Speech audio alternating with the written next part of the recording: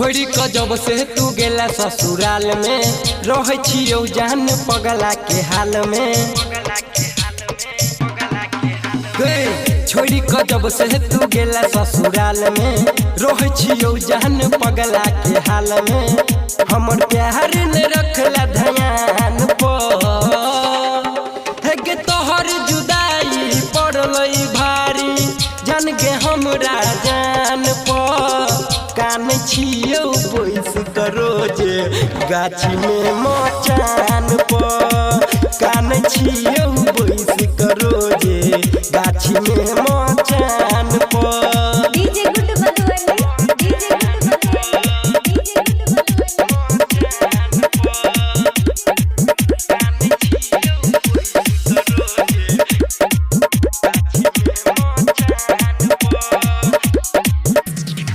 केहना भेलही तू दिल के कठोर गे खूबे बहई हमरा अखिया से लोर गे।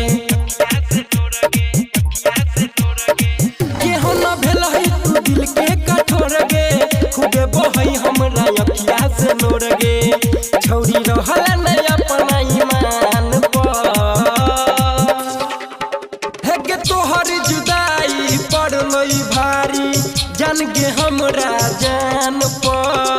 कान छियो बैस करोजे गाछी में मचान पर।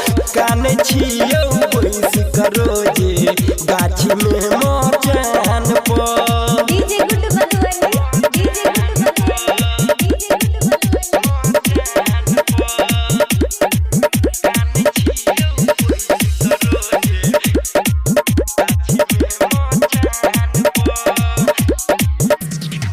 कोहे छली याद ससुरो में करबो तोरा बिना हम जियबो नहीं मरबो।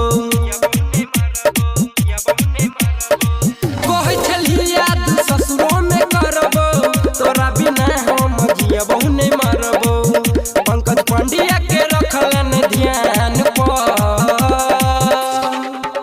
गे तोहर जुदाई पड़लई भारी जान के हमरा जान पर।